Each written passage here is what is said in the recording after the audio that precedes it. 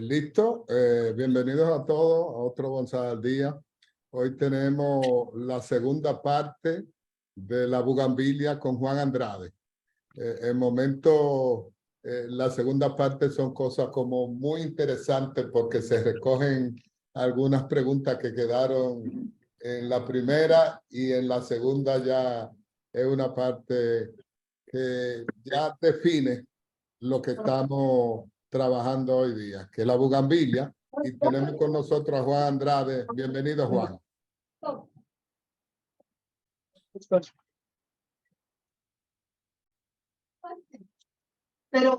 Bienvenido, Juan. Tenemos a Juan ahora, déjame ver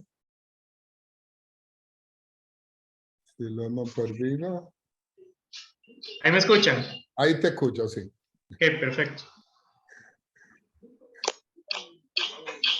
Bienvenido, iniciamos. Por favor, los demás personas que apaguen su micrófono para que demos inicio a otro Bonsai al Día por pelado. Adelante, Juan. Tenemos hoy día como la segunda parte de la bugambilia. Cierto que en la primera parte quedaron algunas preguntas por responder. El escenario es tuyo. Introduce y comparto cuando guste la pantalla para que pueda seguir hablando. Ok, creo que la vez pasada quedaron pendientes muchas preguntas, sobre todo de cultivo y desarrollo de las bugambilias, que es una especie muy extendida en toda América. No es complicada de cultivar. Creo yo que tal vez lo clave en el cultivo de las bugambilias es un buen sustrato que drene entre riegos, que seque entre riegos, y pues un abono intenso. Entonces, quería compartirles pues unas fotos que yo tenía de un desarrollo a lo largo de 10 años más o menos de una bugambilia que yo comencé y que eventualmente pasó a manos de un buen amigo. Entonces voy a compartirles la pantalla para ver el desarrollo de... Perdón, ¿tú quieres que empecemos con eso o empezamos con el otro tema del trasplante? ¿Cómo prefieres? Si quieres, pudiéramos empezar con el tratamiento de las raíces. Está bien. Para empezar como de abajo para arriba. Perfecto, así lo pasas hacemos. El video. Sí, exacto.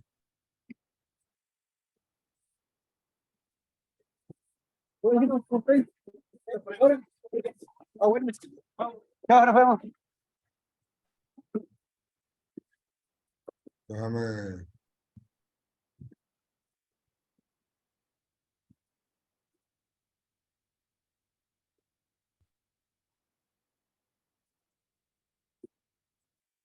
Déjame ponerlo.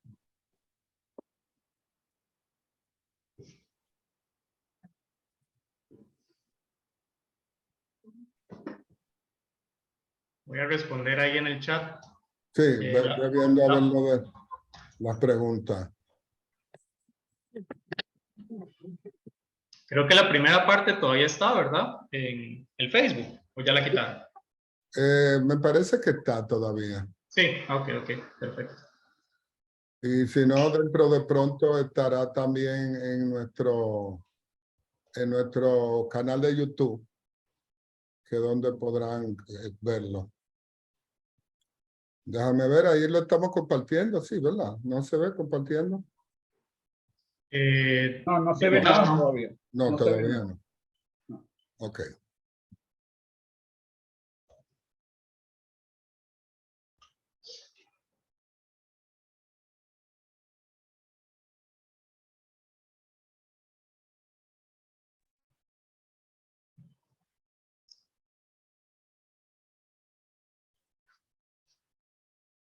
Ahora sí. Ahora sí. Ahí estamos en el patio de Víctor. Hacía mucho calor. Gracias, Juan. Ok, ahí comenzamos el proceso de sacar la veranera de su tiesto. Con esos ayudantes que nos brindó Víctor. Muchas gracias porque había mucho árbol pesado en ese jardín. Siempre que vayan a manipular un árbol de raíces delicadas, pues no lo hagan arrancado del tiesto, ¿verdad? Intenten cortarle los anclajes, tal vez cortar un poquito alrededor del tiesto, alrededor del pan de raíces, porque si uno los hace arrancados puede ser que se queden todas las raíces pegadas a la maceta y se traigan el árbol. Entonces ahí vamos a estar sacando el árbol con cuidado. Uno inclina el árbol, y ese árbol, por dicha y gracias a Dios, tenía un buen pan de raíz, un pan de raíces bastante desarrollado. ¿Cuánto tenía ese árbol ya en ese tiesto, Víctor? Por lo menos tenía 2 años y medio. 2 años y medio, ok, está Sí. un buen tiempo para comenzar a trabajar en serio un bonsai establecido. Vean que usamos un palillo de superficie bastante pulida, ¿verdad? No vamos a usar palillos que tengan ni filos, ni que sean cortantes, ni que tengan muchas garras, porque en este caso nos interesa preservar la mayor cantidad de raíces finas. Y eso lo logramos con un palillo de un único diente, y ojalá que sea de una superficie bien pulidita, un palillo metálico, me gusta usar en estos casos. Cuando son especies que toleran pues trasplantes un poco más agresivos y no son tan delicados o quebradizos de raíces, entonces sí uso la famosa garra de oso o un rastrillo de varias puntas, pero en este caso lo que quería era hacer un trasplante con cambio de ángulo. Quería pues guardar la mayor cantidad de raíces posible en este trasplante. Al final del video van a ver cómo logramos quitarle 100% de la tierra sin dañar las raíces finas. Ahora vean que este árbol está sembrado en una mezcla, me imagino yo, tipo Promix, Peat Moss con perlita, y es una mezcla muy buena para enraizar plantas, pero el problema con este tipo de mezclas es que tienden a compactarse con el tiempo. Entonces, si una mezcla se compacta, se desintegra, se inhibe pues la correcta oxigenación de las raíces, el correcto drenaje, inclusive hasta la correcta absorción de nutrientes. Ustedes pueden ver que en un sustrato que está muy degradado van a ver algas verdes acumulándose en la superficie del suelo. Eso quiere decir que el árbol no está chupando, no está absorbiendo la cantidad correcta de abono, y el abono se está acumulando. Entonces eso es una señal muy importante a tener en cuenta al momento de juzgar si un árbol necesita trasplante o no. Una pregunta pues común que recibo es cada cuánto se trasplantan los árboles en Japón, y realmente no hay un ritmo establecido, sino que cada año uno revisa toda la colección y uno ve estas condiciones de anoxia o de sustrato apelmazado o de abono acumulándose en la superficie, y entonces bajo esas indicaciones uno puede pues tomar la decisión si el árbol merece trasplante o no. En este caso estamos haciendo trasplante, pues queremos pasarlo ya a un ángulo diferente, a una maceta diferente, no una tina plástica de desarrollo. Ciertamente las bugambilias se desarrollan mucho mejor en un espacio amplio. O sea, ya cuando hicimos ramas primarias, hicimos línea de tronco, intentamos cerrar un poquito los cortes, porque realmente nunca van a cerrar del todo a menos que estén en el suelo.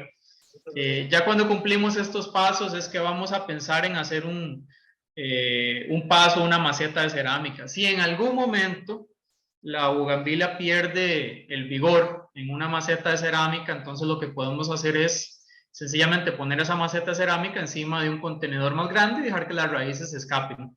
Entonces efectivamente tendría pues el volumen de sustrato de una maceta más grande sin necesidad de estresar la planta con un trasplante. ¿Cuál es una época ideal para trasplantar una bugambilia? Una época caliente y seca.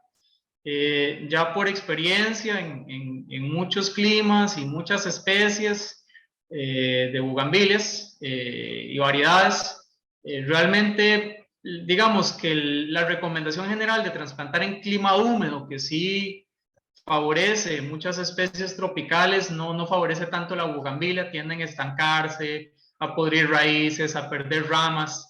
Y ahí lo crítico es si van a trasplantar en un clima caliente y de repente se viene pues una temporada de huracanes, de lluvias, de mucha humedad, pues darle la oportunidad a la bugambilia que se seque entre riegos, porque si no corren el riesgo de pudrirla con exceso de humedad. Obviamente una bugambilia ya establecida pues puede tolerar mejor estas épocas húmedas y lluviosas. Si gustan pueden ir haciendo preguntas en el chat o compartiendo sus experiencias de trasplante con las bugambilias donde estén ubicados. Vean que aquí estamos trabajando una mitad del pan de raíz y procedemos a trabajar la otra mitad.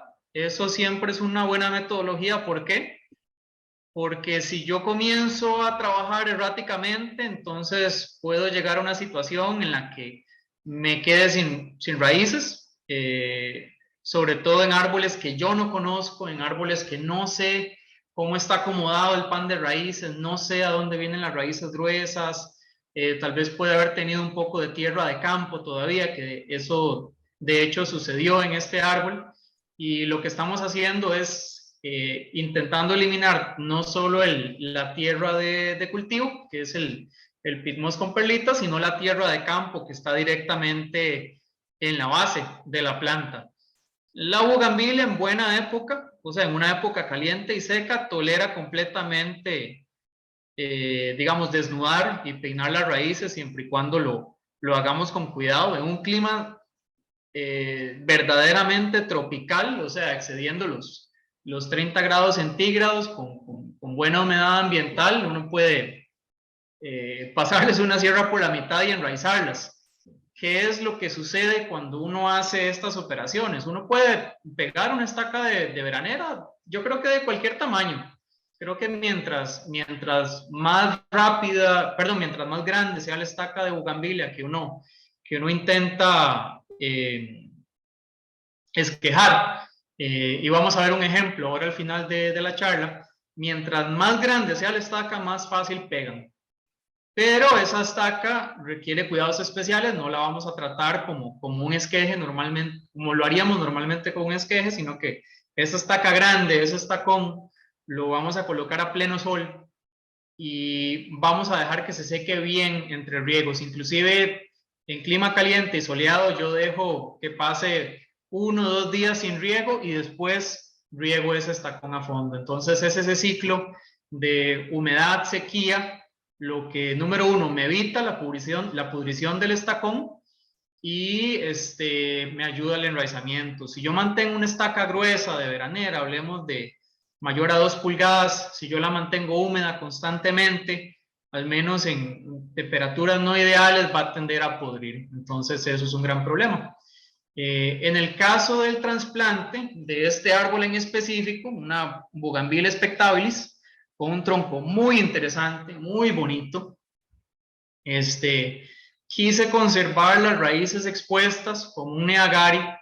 El Neagari no es un estilo, en algún momento como que estuvo fuera de moda y todo el mundo quería los Nevaris perfectos, radiales, pues de los ficus y de los maples japoneses y los maples tridentes. Todo el mundo quería el Nevari de falda, ¿verdad? Y todo el mundo se enfocaba en buscar el bonsai textual o el bonsai perfecto, ¿no? Y yo creo que conforme el gusto, la técnica y la estética avanza, uno va buscando diferentes cualidades en la planta. Yo, por ejemplo, en mis inicios acá en Costa Rica, yo le pasé por encima cientos de estas veraneras que tenían Nevaris deficientes, sencillamente porque no tenían un Nevari perfecto, porque no tenía la técnica correcta para enraizarlas. Pero en este caso sí me parecía interesante mantener el estilo Neagari en vez de cortar la planta y acortarla. O sea, me parece que la base, lo que es el tachiagari de las raíces expuestas, está muy, muy interesante. Si bien es cierto, tal vez el mejor frente de las raíces no corresponde con el mejor frente de la estructura de la planta, intentamos llegar a un punto intermedio en un tiesto redondo que van a ver un poquito más adelante, intentamos usar un tiesto redondo para dejar esa posibilidad abierta de una elección de frente más concreta a futuro según la planta vaya avanzando. No necesariamente, yo no creo sinceramente en que el bonsái sea instantáneo. Uno puede tener un plan y la planta puede reaccionar favorable o adversamente a ese plan, y tenemos pues de nuevo que cambiar el ángulo, cambiar todos los planes de desarrollo que teníamos de la planta. Entonces a mí me gusta siempre trabajar dejándome las opciones abiertas. Eso es una opción, digamos, una decisión artística ya proceso de la experiencia y de mi forma de trabajar. Cada quien tiene sus métodos y eso no lo descarto. Aquí me hicieron una pregunta muy interesante en el chat. ¿Cómo haces cuando se te pudre el tronco de un árbol grueso y solo quedan las venas vivas? Eso es algo que sucede muy comúnmente en árboles donde al momento de colectar yo hago cortes muy grandes en las raíces, donde se te pudre todo el tronco, o inclusive donde colectas árboles muy grandes y haces cortes en exceso de 3, 4 pulgadas, o digamos excediendo la mitad del diámetro de la planta. La madera de ciertas especies, de ciertas variedades de bugambilia es muy suave y tiende a pudrirse pues rápidamente, sobre todo si uno vive en un clima húmedo. Creo que en climas mediterráneos, secos, ciertas regiones de Sudamérica, España, inclusive Italia, las bugambilias pues forman madera muerta un poquito más duradera, que se puede trabajar y se puede preservar, pero en nuestras condiciones de humedad tropical, esta madera, aunque uno la preserve, tiende a pudrirse mucho. Entonces, en el caso de que tengamos una pudrición de una planta, realmente no podemos detenerla. A pesar de que nosotros apliquemos preservantes, apliquemos protectores, selladores, la madera es tan blanda, tan suave que la pudrición avanza. Entonces, la única forma de mantener esa planta viva es cultivándola fuertemente, porque el momento que la planta crece, los anillos de crecimiento engruesan, la planta deposita más fibras, más madera, más lignina. Entonces, ¿qué sucede? La planta está hueca, pero ese cascarón vivo que mantiene la planta continúa engordando. Y eso es un ejemplo de una planta que de las primeras bugambilias que yo hice, pues creo que bien aquí en Costa Rica. Esa fue una experiencia de rescatar la planta, ¿verdad? ¿Cómo resolvemos el problema de perder madera? Y la única forma es creciéndola. Y la única forma es teniendo la planta vigorosa. Entonces estamos hablando cuál sería la metodología para ello. Vamos a usar un sustrato muy drenante. En mi caso me va perfectamente bien con piedra volcánica roja, tamaño 1/4 de pulgada, más o menos entre una lenteja y un garbanzo de tamaño, con un excelente drenaje en la maceta. Y dado que tenemos una mezcla tan drenante, la planta se va a secar bastante entre riegos y eso es ideal para el cultivo de las bugambilias. Eso sí, cuando reguemos vamos a regar a fondo, porque una bugambilia en crecimiento activo es una planta que puede chupar muchísima agua. De hecho, es una planta que las extensiones nuevas pueden ser hasta suculentas, ¿verdad? Que uno las puede tocar y se quiebran con solo tocarlas. Dale, hombre. En el detalle del abonado, pues sí son plantas bastante, llamaría yo, golosas. Hay que abonarlas mínimo quincenalmente en una planta vigorosa. Podemos estar abonando inclusive semanalmente con un abono líquido tipo Peters 20-20-20 y con una base de osmocote o nutricote que me va a dar un abonado de fondo de 3 a 6 meses. Eso lo podemos mencionar en el chat por si alguno le interesa. Creo que el Peters es un abono bastante bien distribuido en América. Y si no, pues saben que pueden usar un abono en polvo, listo para aplicación a las raíces, soluble, y lo pueden usar quincenal o semanalmente dependiendo del ritmo de crecimiento de la planta. Y el osmocote, podemos usar un osmocote base de 3 a 6 meses. Si hay un micrófono abierto por ahí, yo no lo escucho mucho, pero sí se oye por ahí en el fondo. Ya lo apagué. Continúa. Ok, no hay problema. Entonces, en clima caliente, en la costa caribe colombiana, creo que debería ser un clima ideal para cultivarlas. Imagino yo es una región húmeda, por estar viendo hacia el Caribe. Entonces, en ese caso, la pudrición no la vas a detener. Yo te recomendaría cambiar un sustrato 100% drenante. Puede ser gravilla, puede ser pómez, puede ser perlita gruesa, puede ser piedra volcánica, o sea, lo que tengas a disposición, y enfocarte en un buen cultivo para que la planta engorde rápido y haga más madera y no se vuelva una escultura de papel, ¿verdad? Que con cualquier vientito o cualquier movimiento raro la planta se vaya a quebrar en dos porque se pudrió a tal punto que lo que quedó es apenas un papelito de madera viva sosteniendo la planta, lo cual es muy común en bugambiles. Entonces, volviendo al video, aquí tenemos, ya vamos en los últimos segmentos. Vean que ya llegué a la base, a la pura base de la planta. Y como les digo, a mí me gusta trabajar con cuidado. Si yo conociera, digamos, perfecto, o sea, con perfección y con experiencia el clima donde estaba en términos de lluvias y calor, etcétera, pues tal vez le hubiera volado un poco de cierre, pero nunca está de más trabajar con un poquito de cuidado en árboles que no son de uno, ¿verdad, Víctor? En los árboles ajenos. Entonces ahí vean que con el palillo he liberado ya el 90% del pan de raíz, y vean que la mayoría de las raíces finas que me quedan en ese momento vienen de la raíz más fuerte de la planta, que no necesariamente es la raíz más gruesa. Vean qué interesante, uno siempre pensaría que la mayoría de las raíces vienen de la parte más gruesa. Entonces, a veces uno tomando decisiones drásticas al momento de trasplantar o decisiones apresuradas, ¿qué hace uno? Uno toma la corta raíces o toma la sierra y cortaste esa raíz joven, ¿verdad? Que a lo mejor no aportaba mucho, y te quedaste con el pan de raíces, con un montón de raíces que se van a podrir ahí adentro. Entonces, siempre es una buena práctica en cualquier especie estar seguros de dónde viene la mayoría de las raíces finas. Eso es lo que nos va a informar a dónde podemos cortar o reducir en mayor medida el pan de raíz y a dónde debemos dejar que las raíces agarren fuerza, se desarrollen y engorden más.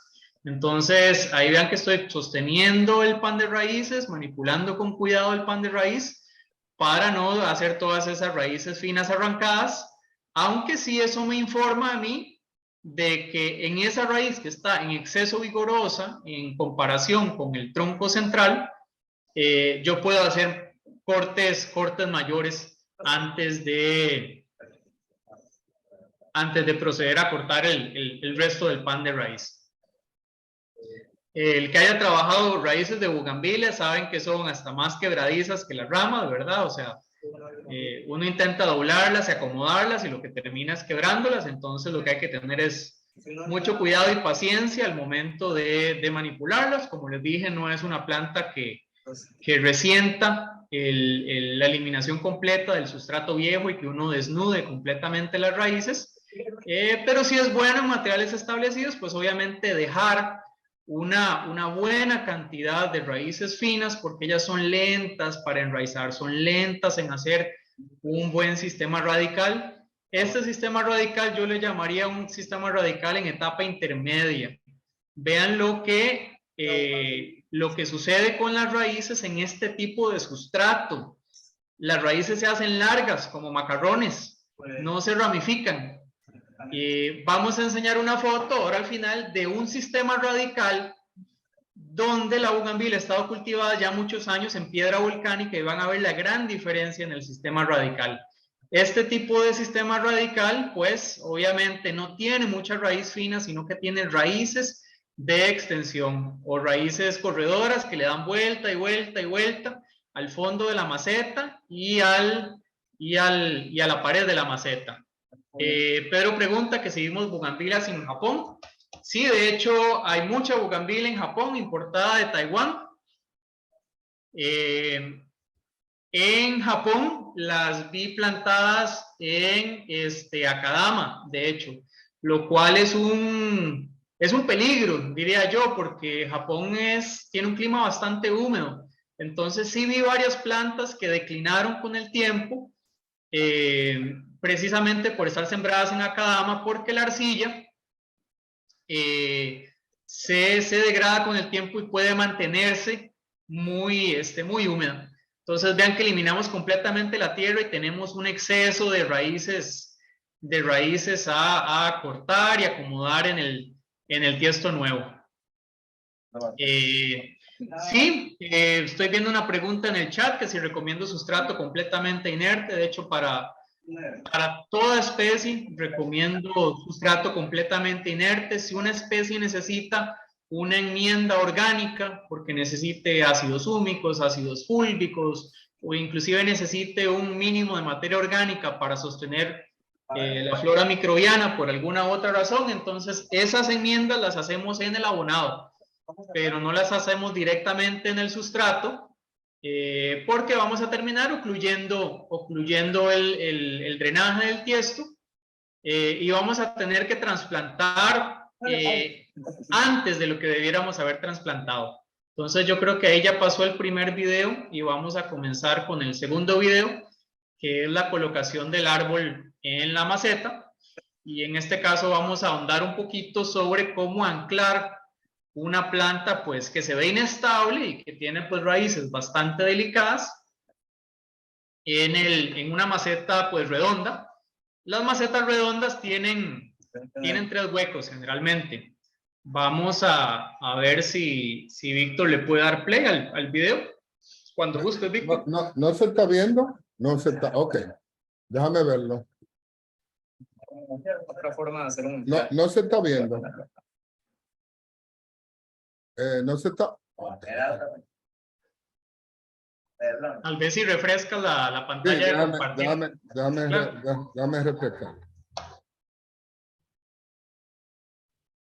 Estoy respondiendo en el chat que sí, recomiendo sustrato 100% inerte. Piedra volcánica 100%. Ahí sí, ¿verdad? Ok. Ahí Entonces ahí estábamos mostrando esta maceta redonda donde tiene 3 agujeros para anclar la planta. Y vamos a hacer paso a paso el ABC de cómo anclar una planta en una maceta redonda. Entonces vamos a tomar ese primer alambre que va a ser nuestro anclaje para la malla de drenaje. Vamos a hacer una seta, vamos a medir el agujero de drenaje, vamos a dejarle un poquito más que el diámetro del agujero y vamos a doblarlo en forma de una seta. Vamos a presionar los extremos. Esto es una forma de hacer una gasita para drenaje, ¿verdad? La famosa mariposita, que a todo el mundo le gusta hacer. Pues a mí me lo enseñaron haciéndolo en forma de seta y la verdad es que es una forma que me ha servido mucho y es bastante firme. Entonces mido una de esas patitas de esa seta contra el borde del agujero y doblo una patita con el alicate y repito lo mismo del lado contrario. Y entonces con el alicate y haciendo una medida cuidadosa me voy a quedar con el diámetro exacto del agujero de drenaje. Tengo una pregunta en el chat. La fertilización, sí, repetimos. El abono Peters 20-20-20 cada 15 días o cada semana si estuviera muy fuerte. Y el abono Osmocote Plus, que trae micronutrientes, que puede ser de 3 a 6 meses como abonado base. Creo que en República Dominicana Víctor me mencionó que traen Nutricote, que funciona exactamente igual al Osmocote, nada más que es un poquito más resistente al clima tropical. Entonces vean que ya vamos a colocar los alambres de anclaje, vamos a medir el diámetro de la maceta y esta va a ser, perdón, la circunferencia de la maceta, esa va a ser la medida de nuestros anclajes. Vamos a usar 2 alambres, 2 de esas puntas van a salir por un hueco y una de las otras puntas va a salir por el hueco restante, entonces no necesitamos poner 3 alambres como la mayoría de la gente hace, solo necesitamos poner 2 alambres, ¿ok? Tengo otra pregunta en el chat, ¿por qué algunas especies de bugambilas doblan sus hojas a pesar de tener buen abonado? Pueden ser varias razones. Los trips y ciertas plagas pueden doblarle las hojas a las bugambilias. los gusanitos de los coleópteros que comen muchísimo, las bugambilias también tienden a hacer casitas y doblar las hojas. Y obviamente si les hace falta riego, obviamente son plantas que tienden a mostrar esa señal de mallado o desmaye que le llaman también, donde las hojas se doblan, ¿verdad? También hay que tener cuidado si uno hace un abono excesivo, siempre hay que seguir las recomendaciones del fabricante en cualquier país, cualquier abono. Uno no puede recomendar a vista cerrada porque muchas veces las formulaciones son diferentes según cada país. Y si uno hace un abonado en exceso, lo que va a notar es que las hojas tienden a mallarse como si al árbol hiciera falta agua, pero la punta de la hoja también se va a poner café y eso indica una acumulación de sales, una quema por sales en la punta de la hoja. Entonces vean que en uno de los agujeros están saliendo dos alambres y ahí estoy colocando mallas adicionales porque no quiero que ninguna partícula me bloquee esos drenajes adicionales.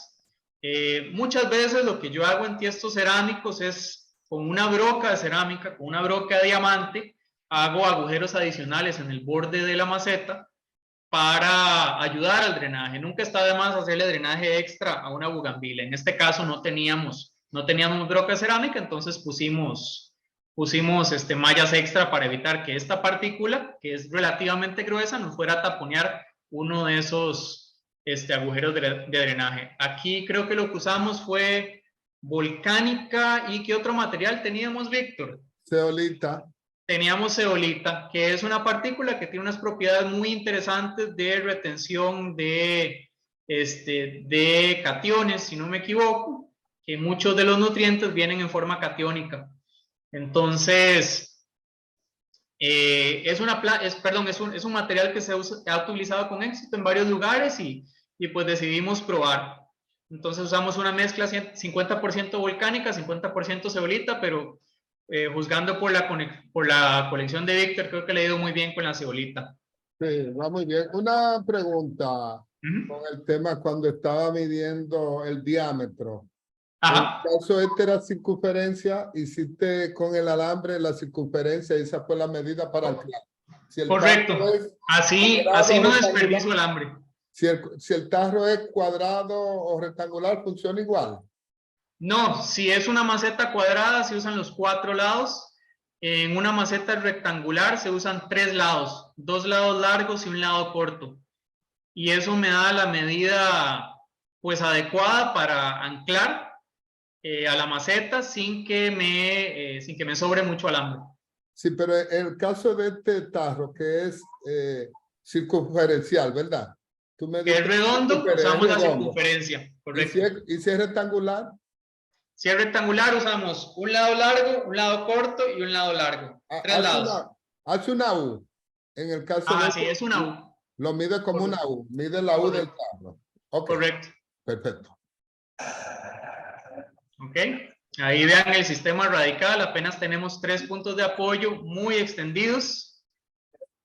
Entonces vamos a tener definitivamente que recortar algunas de esas raíces.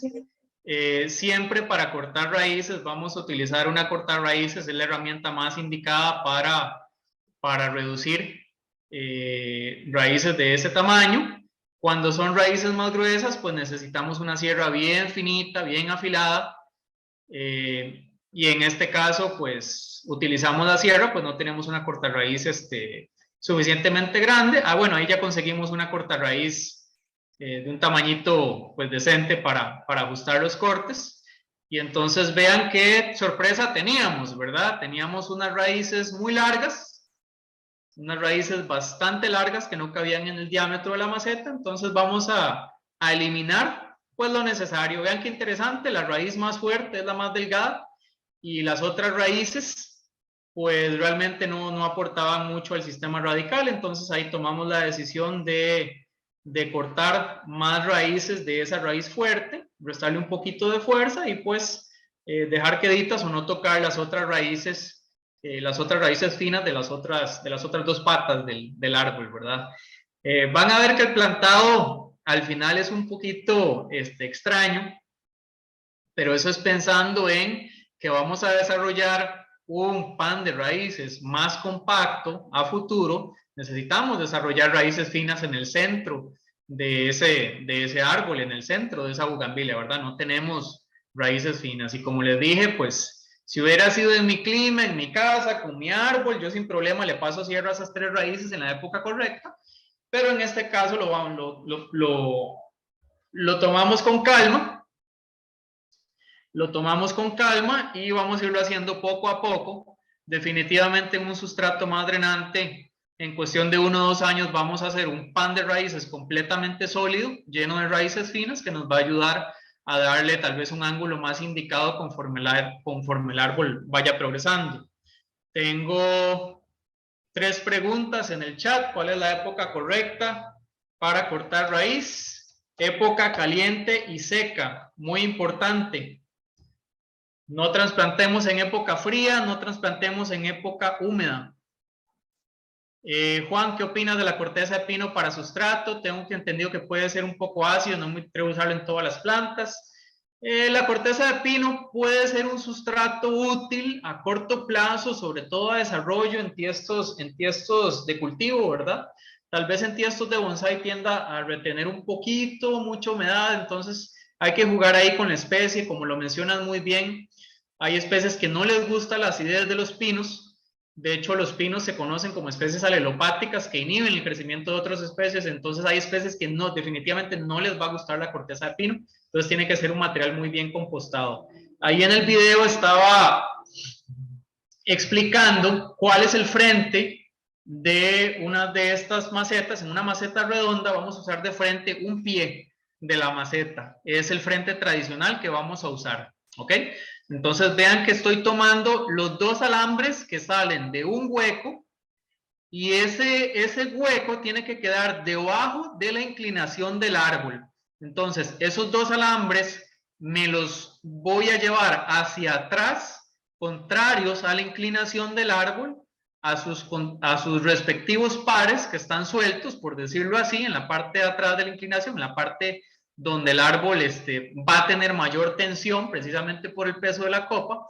Entonces esos 2 alambres me los voy a llevar hacia atrás, los voy a empatar y el último anclaje, el último amarre lo voy a hacer del lado contrario a la inclinación. ¿Por qué del lado contrario? Porque esa planta se me va a querer caer hacia la derecha, ¿sí? Hacia mi derecha, viendo la planta desde el frente. Entonces, el último anclaje tiene que quedar del lado izquierdo de la planta. ¿Ok? Ahí está el asistente ayudándome a que la planta no se me caiga. Vean que la planta en una maceta redonda también tengo que centrarla en la medida de lo posible. En un tiesto redondo yo centro la planta, no la despazo, como muchas veces observo, porque si no el árbol se va a ver desbalanceado. Entonces ahí estamos pues jugando un poquito con el ángulo y decidiendo qué vamos a hacer con las ramas. Vean que el ángulo que estoy buscando es un ángulo casi que de semicascada. Muchas veces en Japón van a ver que los neagari o los árboles con raíces expuestas no se estilizan verticalmente, no se estilizan como vertical informal o como vertical formal o como estilos verticales, porque esas raíces expuestas me indican erosión del suelo y conforme hay erosión el árbol se va a ir inclinando. Entonces pues siendo un poquito consistentes con esa historia natural, ¿verdad? Con esa historia de la planta en su ambiente natural, decidimos en vez de levantar la planta, inclinarla un poco más. Ahora, en términos estéticos y en términos de feeling, en términos de la sensación que la planta transmite, la planta se siente más vieja, la planta se siente más cansada. Es sencillamente, piensen en un señor mayor, una señora mayor de 80, 90 años caminando con su espalda encorvada. Eso le da una sensación de vejez a la planta versus un árbol que es más vertical y transmite una mayor sensación de vitalidad. Entonces esa es una de las razones, no solo la razón natural, de historia natural, sino la razón estética por la cual muchas veces los japoneses estilizan los neagarios, las raíces expuestas en un estilo semicascada o en un estilo de extrema inclinación. Entonces yo creo que ahí ya hicimos unos poquitos recortes más a las raíces y creo que ya vamos a proceder a anclar la planta. Un detalle con los anclajes, yo siempre muchas veces observo a la gente usando gomitas, ¿verdad?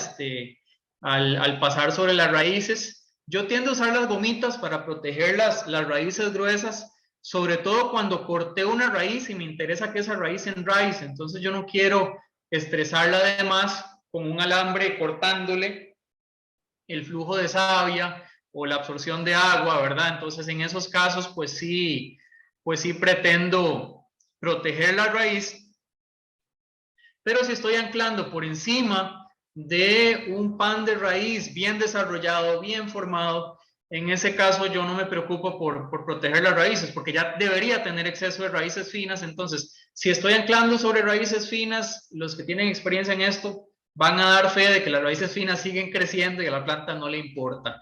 Entonces, recapitulando, si pensamos que le vamos a hacer daño al nevari, o si es una raíz gruesa que no tiene mucha raíz fina, entonces pues en ese caso sí vamos a proteger las raíces como una gomita. Creo que en este caso usamos una gomita en un caso, y en el alambre, perdón, en el anclaje final no usamos ningún mule o ninguna gomita de protección. Entonces vean que ahí me estoy trayendo uno de los anclajes hacia atrás y voy comenzando a anclar sobre la raíz más gruesa o más firme de la planta. Ahí estoy colocando un poquito más de sustrato para que la planta no quede en el aire, sino que esa raíz gruesa se asiente en ese sustrato. Y vean realmente la delicia de trabajar con un sustrato granular seco, donde yo puedo acomodarlo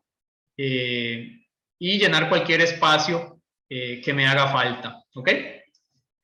Entonces ahí me están ayudando a sostener la planta, que no se mueva mucho, y ya voy a proceder a anclar. Entonces ahí voy a intentar pasar por encima de esas dos raíces. Entonces ahí estoy trabajando desde el hueco donde salen dos alambres de anclaje y estoy empatando sobre alguna raíz gruesa que me haga contrabalance sobre la planta. Entonces eso es el primer anclaje. Ahora voy a tomar el segundo alambre que me queda suelto y lo llevo a su respectiva pareja. Entonces, como esa raíz gruesa es importante anclarle, estoy devolviendo el anclaje, sacándolo por debajo de la raíz y colocándolo por encima para poder sostener esa raíz correctamente. Ese es uno de los anclajes más importantes. Siempre los anclajes más importantes van a ser en la dirección opuesta de la inclinación de la planta. Recapitulo, la planta se me quiere caer hacia la derecha, los anclajes más importantes tienen que estar a la izquierda. Entonces vean que yo tenso el aluminio, le doy vuelta, pero no tenso al mismo tiempo, sencillamente le doy vuelta. Ahora sí, cuando tengo estos dos anclajes listos, voy a usar el alicate de bonsai y voy a jalar y dar la vuelta. Voy a presionar la raíz hacia abajo y vean que yo no jalo y doy la vuelta al mismo tiempo, porque si no rompo el aluminio, tengo que jalar, soltar y dar la vuelta. Entonces son dos acciones separadas: jalar y dar la vuelta para tensar el aluminio. Voy a proceder a hacer lo mismo en la parte de atrás y ya ahí tengo dos puntos listos de mi anclaje de 3 puntos, y me haría falta nada más el anclaje final. Ahí lo voy a hacer sobre una raíz que vamos a terminar cortando. Entonces me va a quedar un cabito de madera suelto que se va a terminar secando, y ese cabito de madera pues me sirve de perlas para anclar la planta y usarlo como un pedacito de madera muerta, un jean pequeñito, para colocar el alambre de anclaje. Otras formas de hacer esto es cuando tengo un pan de raíces bien desarrollado, con palillos de madera, meterlos dentro del pan de raíz, y eso lo puedo usar como un punto de anclaje. O también puedo usar tornillos, puedo atornillar directamente a la planta, aunque en el caso de las bugambilias sí he notado que los tornillos en las raíces tienden a podrir. Antes los usaba, ahora ya no los uso tanto. Entonces, ya no recomiendo el uso de tornillos en bugambilias, sino intentar anclar sobre raíces firmemente o jugármela con algunos cabitos de madera o palillos de bambú. Preguntan que si hay imágenes actuales de esa bugambilia. Sí. Jorge Palacios pregunta que si valdría la pena coger esas raíces gruesas y así acortarlas para tener un mejor nevari. El detalle con este nevari es que tiene mucho micromovimiento interesante. Muchas veces en las bugambilias perdemos al momento de la colecta la mejor parte de la planta. Entonces, en las bugambilias Pink Pixie, por ejemplo, veo a la gente colectando el tronco grueso, ¿verdad? El tronco recto, y dejan en el suelo la mejor parte, que son las raíces que tienen movimientos espectaculares. Y así muchas especies de bugambilias, antes de colectarlas, antes de volar sierra, yo recomiendo buscar las raíces, porque inclusive las raíces de bugambilias, hay algunas que brotan, si uno las coloca en invernadero, con calor y con humedad, hay algunas que brotan, y hay otras que inclusive uno puede injertar para rescatar esas raíces interesantes.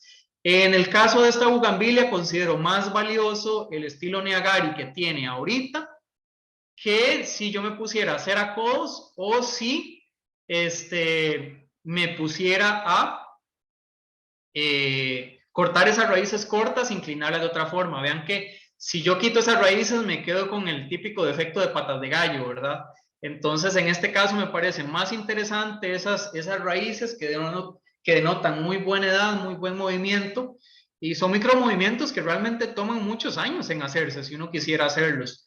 Eso se generó de forma pues completamente natural, entonces es una parte a rescatar de la planta, no de eliminar. Siempre tenemos que sopesar esas decisiones, ¿no? Para responderte la pregunta, Jorge, a veces lo natural pesa más que lo perfecto, en mi opinión. Entonces ahí estoy usando el palillo para colocar el sustrato entre las raíces. Perdón, Juan, ahí estaba antes de eso comentando algo de cuando se mezclan dos sustratos, que decía que se puede utilizar la capa de arriba para dejar un solo color para que se vea. Sí, Okay. correcto, sí, siempre en toda etapa del proceso de formación de un bonsái hay que tomar en cuenta la estética, ¿verdad? Si yo estoy, por ejemplo, haciendo un anclaje, pues no lo voy a hacer muy visible, voy a intentar hacerlo lo más invisible posible. En el caso del sustrato, si tiene muchos componentes y distrae la vista, pues puedo usar una capita fina de sustrato volcánico más fino, o tal vez una piedrilla negra, un granito, por ejemplo, para darle un poquito más de uniformidad estética a lo que es la superficie de suelo. ¿Alguna pregunta adicional, Víctor, que haya ahí en Facebook? No, estaba en el Facebook, decían que cuando trasplanta una bugambilia de esta talla, si sustituye completamente el sustrato a la hora de hacerlo. Okay. Sí, siempre que puedan hacer un trasplante, háganlo bien hecho. Háganlo en la época correcta, con las condiciones correctas para la especie, y si la especie responde favorablemente a desnudar y peinar completamente las raíces, háganlo. Hay especies que no responden favorablemente a eso, entonces ahí viene mucho la experiencia. Por ejemplo, al menos en mi clima, por ponerles un ejemplo, las jaboticadas no responden favorablemente a desnudar las raíces, entonces siempre las trasplantamos dejando pues un pequeño terroncito intacto al momento de plantar el árbol. Entonces aquí estamos viendo que desde el frente del árbol tenemos una rama, ¿verdad? Una rama bastante pesada que se nos cruza con la línea del tronco, tal vez escondiendo uno de los codos más interesantes que tiene el árbol. Entonces vamos a proceder a cortar esa rama y siempre cuando cortemos ramas gruesas, vamos a fijarnos en qué nudo estamos cortando y en la dirección futura de esa rama. O sea, aquí vamos a cortar hacia un nudo que crezca en la dirección de la inclinación, no en la dirección de las raíces, sino que crezca en la dirección de la planta.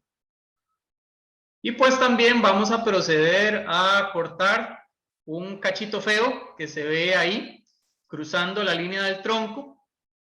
Ese me había comentado Germán Arellano, que estaba por ahí viendo, siempre me había comentado como, eso hay que cortarlo sí o sí, Juan, hay que cortarlo. Yo quise dejar pues ese recorte pues para el video y pues para ver hacia dónde nos iba a servir dejar ese recorte para que nos quedara una yema útil.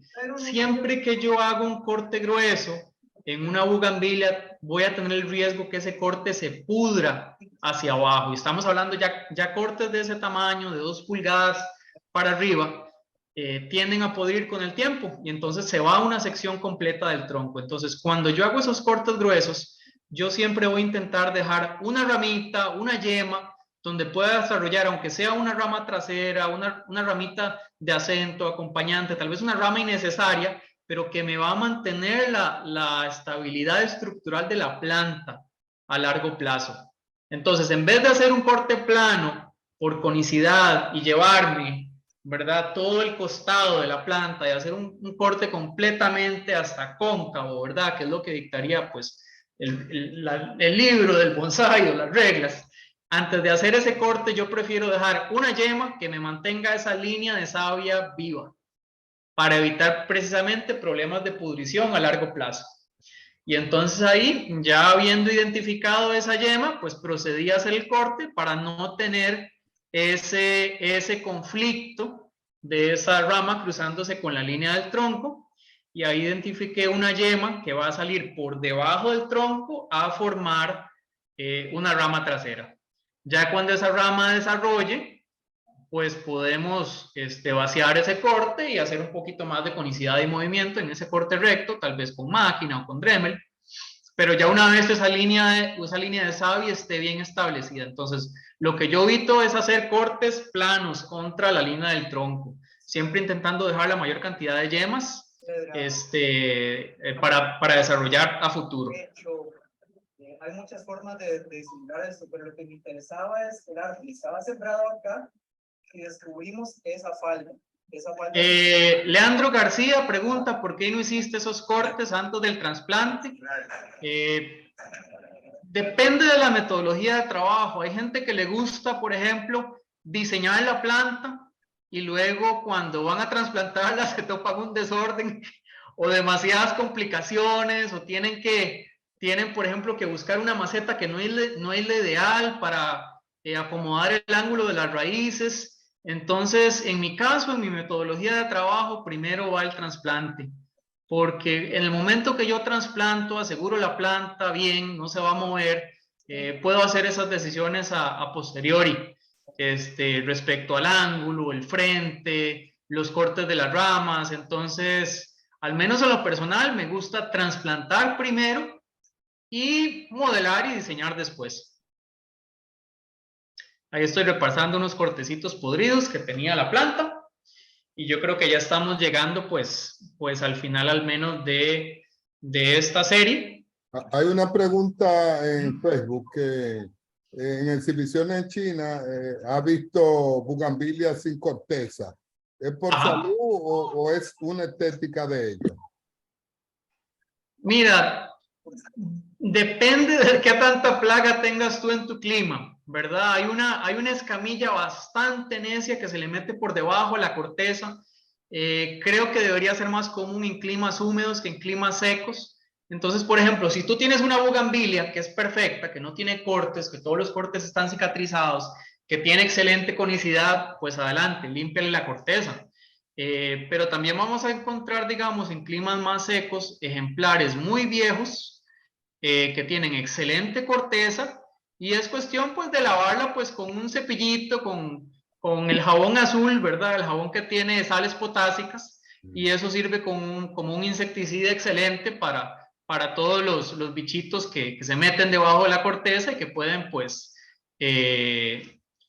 desmejorar la salud de la planta a largo plazo. Sí, son preferencias estéticas, ¿no? A mí me gustan las bugambilias con corteza, pero hay bugambilias, por ejemplo, la bugambilia más vieja que tengo, que tal vez tengo unos 20 años de tenerla, que se las voy a mostrar ahorita rápidamente, en lo que nos queda de este video. esa bugambilia sí le limpié completamente la corteza y se ha mantenido perfectamente bien, aunque la pudrición no se detuvo por eso, ¿verdad? O sea, la pudrición continúa, aunque la corteza esté limpia, ¿verdad? Entonces, es una estética diferente. O sea, Definitivamente eso lo dejo a criterio del dueño, si le quiere limpiar la corteza o no. si le quita la corteza, ¿vuelve el momento o se queda sin corteza todo el tiempo? La corteza vuelve, sí, la corteza vuelve.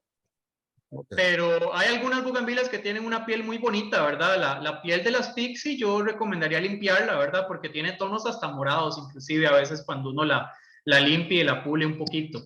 Pero hay bugambilias que tienen pues cortezas bien aburridas, entonces en ese caso considero mejor dejarle la corteza natural, pues. Entonces ahí ya estamos viendo el frente de la planta y estamos haciendo pues los últimos ajustitos. Y vean que la planta, el diseño final, pues lo que recuerda es un viejito encorvado, ¿verdad? Caminando, como buscando el bastón y queriendo que, pucha, como me estoy cayendo, se me olvidó mi bastón, ¿verdad? Entonces, no es el frente más dinámico, hay otro frente más dinámico inclusive, pero antes de utilizar ese frente dinámico, ocupamos crear ese pan de raíces finas al interior de la planta. Entonces, esa opción queda abierta a futuro. A mí en lo personal me gusta este estilo inclinado donde el árbol parece muy viejo, tiene un peso muy fuerte encima y él da esa impresión de erosión y de que... Un alambre que sea casi que del mismo calibre de la rama que vamos a alambrar para evitar fracturas. Si nosotros usamos un alambre muy finito, la rama se va a fracturar muy fácil y no se va a sostener. Entonces siempre calibres de 4 o 5 milímetros. Entonces ahí estoy explicando que al momento de alambrar siempre voy a usar calibres gruesos, asimilando el calibre de la rama que quiero doblar. Es un error súper común ver a la gente alambrando ramas de bugambilias. Le ponen un alambrito 1.5, 2 milímetros y lo primero que hacen es la quiebran porque el alambre no le da el suficiente soporte a la rama. Entonces no tengan miedo del alambre grueso. En tropicales es mejor usar alambre grueso asimilándose al calibre de la rama que estoy alambrando. Me da mayor poder de sujeción, no me va a dejar una cicatriz tan pronunciada, o sea, el alambre puede quedarse más tiempo en la rama y me da mayor soporte al momento de doblar especies quebradizas como la bugambilia. Aquí me están preguntando cómo proteger las maderas. Hay un detalle con la protección de la madera en las bugambilias, y es que si estoy en un clima húmedo, aunque yo proteja esa pieza de madera muerta, esa pieza se va a terminar pudriendo y se va a caer, ¿verdad? Entonces, si quieren preservar una pieza interesante, yo inclusive usaría goma de carpintero diluida con agua y se la pintaría por encima a la pieza, o inclusive un sellador marino, epóxido, acabado mate, para que no se vea que apliqué un producto a la madera, ¿verdad? Pero algo que impida la entrada de agua. Entonces, un sellador o goma de carpintero diluida, pero productos preservantes, al menos en mi experiencia, no van a detener que la madera blanda de una bugambilia se desintegre. Entonces es mejor a largo plazo no contar con esos elementos de diseño.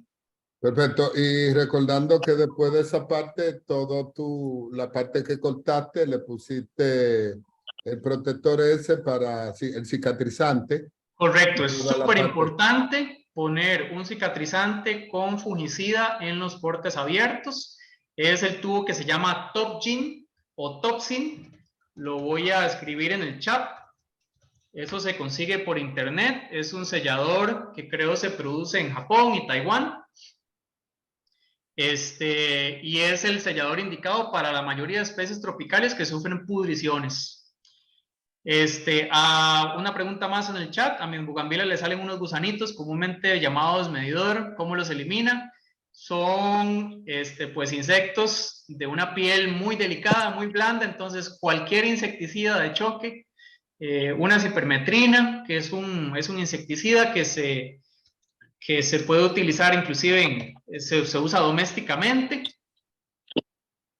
La frecuencia de riego después del trasplante, dejarla secar a fondo entre riegos. Entonces no la voy a mantener constantemente húmeda. Después del trasplante van a sol directo y riego cuando hayan secado. no antes. ¿Ok? Eso puede, dependiendo del clima, puede durar 1, 2 días, 3 días, ¿verdad? Pero entonces dejarla secar bien entre riegos después de un trasplante. ¿Se puede rellenar un hueco con cemento, relleno para madera? Pregunta Bambi de Panamá. Saludos, Bambi. Pura vida.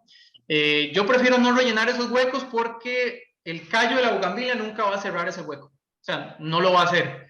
En otras especies, como un ficus, un maple tridente, una jaboticaba, yo puedo rellenar ese hueco con cemento y el mismo callo cierra el hueco. Pero en bugambilias eso sencillamente no va a suceder. Defoliación total después de la floración. Si gustas, Víctor, pasamos a enseñar las fotos rápidamente. Déjame dejar de compartir.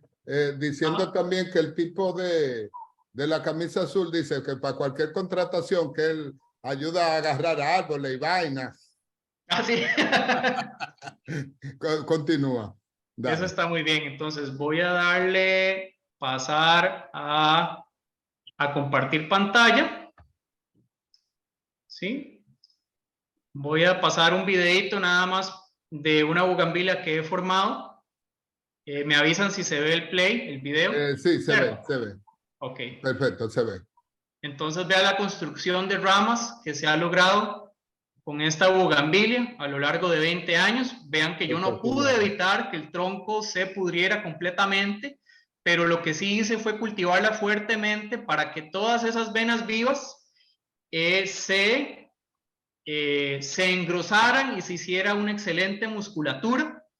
Vean que las partes que protegí inclusive ya se están desbaratando, se están cayendo y no queda absolutamente nada de madera muerta. Esto es a largo plazo. Vean que cuando yo voy construyendo la ramificación, yo siempre voy procurando dejar ramas en extensión fuertes que me vayan cerrando esos cortes en la ramificación, porque yo no quiero cortes en mi ramificación, sino voy a terminar perdiendo ramificación a largo plazo. Entonces, eso se logra usando el sellador amarillo, el Topsin. El Topsin también se puede conseguir en Amazon, se puede conseguir en eBay. Varios negocios que importan herramientas de bonsai también venden ese sellador, es excelente. Voy a pasar el video una última vez. Se me frizó un toquecito la computadora, entonces voy a darle un momento a que se descongele porque parece que fue mucha gente en el chat. Entonces voy a darle escape a ver si puedo. No, sigo congelado.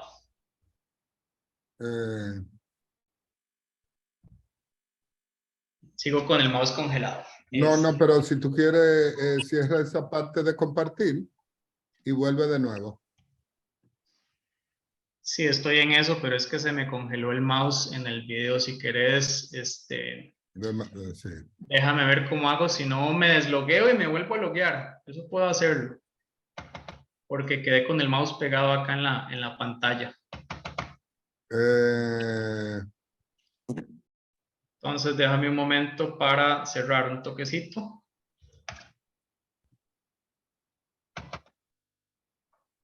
No, quedé con la compu pegada.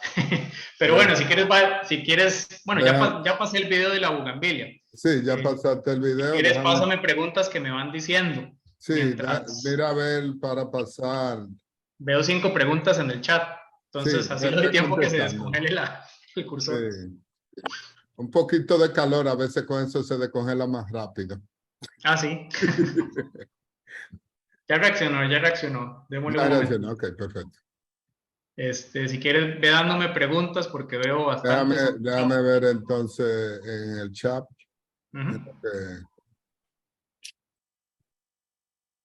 Bueno, Consuelo puso algo de donde consiguen cicatrizantes. Continúa.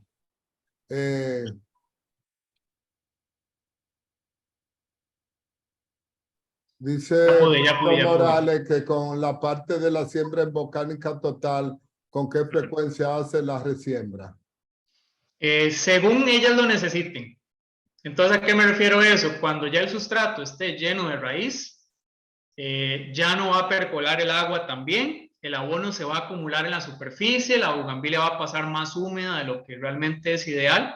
Entonces, en ese momento voy a trasplantar la planta.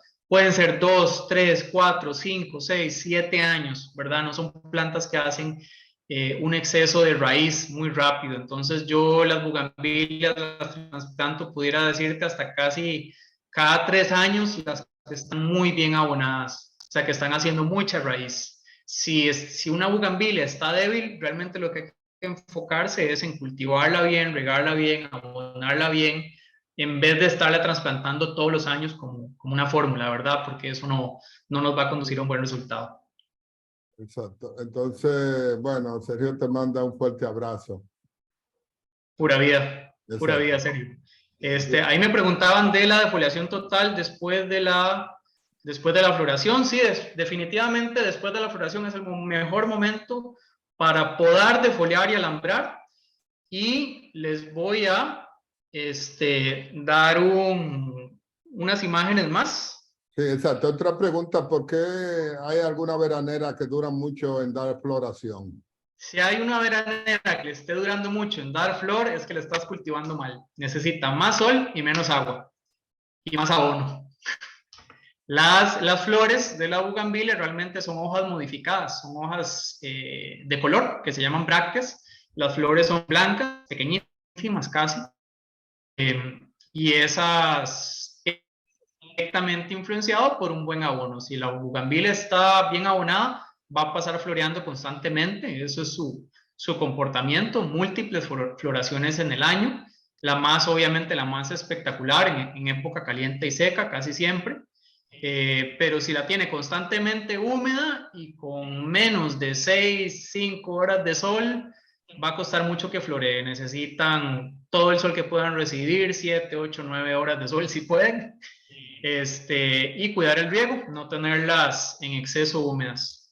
Sigo abonando en época de floración, correcto, sigo abonando en época de floración.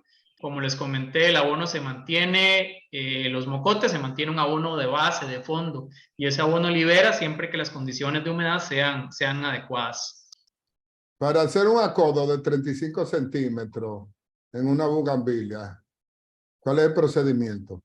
Daniel, si estás en clima tropical, si lo haces en época seca y caliente, puedes hacer un corte de 35 centímetros y enraizar ese estacón, siempre y cuando sea sustrato inerte, mantengas ese estacón seco y lo tengas a pleno sol. Si vas a hacer un acodo, pues, o sea, si estás en un clima donde tal vez no es tan tropical, es un poquito más templado, puedes hacer un anillado completo de la planta y empacar con sphagnum. En esa bolsa de sphagnum, ¿verdad? Donde vas a hacer el acodo, vas a perforar unos huequitos para que ese sphagnum no esté completamente húmedo, sino que esté aireado.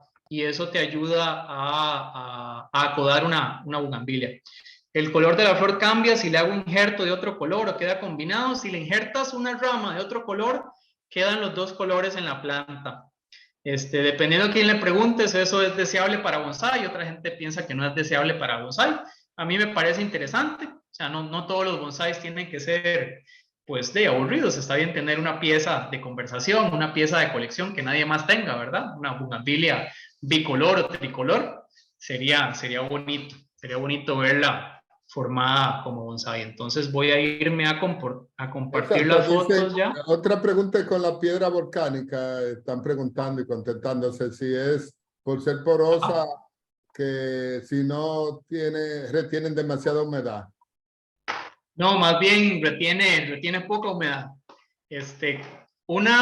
Un sustrato granular volcánico retiene entre un 25 y un 35% de humedad, y eso es la humedad adecuada para el crecimiento de una planta.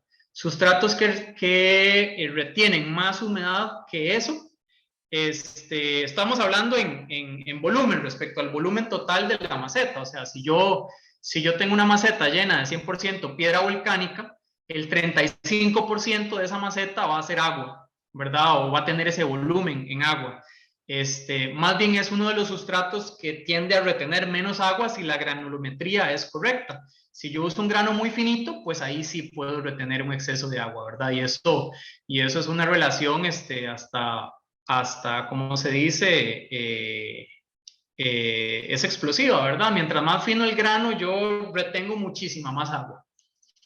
Entonces voy a darle compartir a las fotos. Ahí me disculpan el desorden, eso fue hace muchísimos años, yo empezando a hacer bonsai. Vean la diferencia de un pan de raíz cultivado en piedra volcánica versus, digamos, la veranera de Víctor, que estaba en peat moss, que estaba en un sustrato orgánico. Vean el exceso de raíces finas. Ahí ni siquiera me preocupé en peinar el pan de raíz. Sencillamente le pasé una sierra por debajo y tenía exceso de raíces finas. Eso es lo que yo busco al momento de trasplantar y cultivar una bugambilia, ese exceso de raíces finas. Vean que en ese momento podé, alambré, trasplanté, todo esto se puede hacer al mismo tiempo en tanto la época sea correcta. Ahí el árbol ya está trasplantado y eso es el árbol floreciendo después de su paso a maceta. Esto más o menos hace unos 10 años. Vean que el crecimiento de las ramas se hace a partir de podas y crecimiento, no tanto a partir de alambre. El alambre nada más me genera pues la primera sección de ramificación, ya eso es en la casa de un estudiante, donde el árbol pues estaba en un poquito de sombra, entonces le recomendé pasarle una sección que tuviera más sol para generar mejor ramificación. Entonces eso fue un trabajo posterior. Vean cómo vamos ganando ramificación con el tiempo, conicidad, movimiento, en la ramificación sobre todo. Juan, ya lo pasamos. No estás cambiando las imágenes. ¿Se están cambiando? ¿No se ven? No se están cambiando. Ok, déjame ver un momento. Puedes darle al símbolo de para adelante y ahí. Voy a darle otra vez compartir, porque creo que debe ser una... Dame un momentito. Acá. Ok.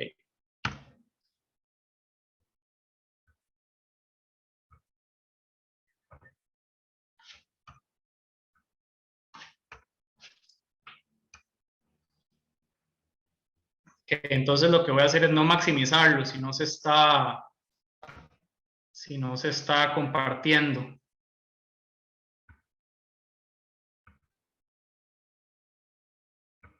Ok, voy a cerrar esto un momentito. Ahí está abierta. Y voy a darle compartir de nuevo.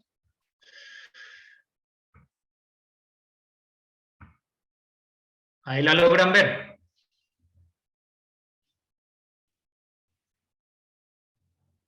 Sí. Sí, ahí Sí, está, ahí está. Ok, perfecto. Entonces ahí están viendo en este proceso que la planta pues reaccionó súper bien al trasplante. Eso ya fue el paso a una maceta más adecuada, de color glaseado. Una maceta también más profunda. A las bugambilias les gustan las macetas profundas, no les gustan las macetas muy planitas. Por eso que es una planta. Si una planta tiene raíces débiles, es mejor darle espacio para crecer. Entonces vean la ramificación que ya vamos ganando muy buena ramificación fina. Este color de maceta en Asia se conoce como el azul del ruiseñor o el azul que tienen los huevos del ruiseñor. Creo que el término es Lu Jin o Lu Yun, dependiendo a quién le pregunte uno, pero es súper idóneo para plantas tropicales con flor. Entonces, pues literalmente mandamos a pedir esta maceta para este árbol y creo que le quedó muy bien porque el contraste con la flor es lindísimo, es bellísimo. Entonces aquí van a ver el último proceso que tuvo la planta, que fue podar, defoliar y alambrar.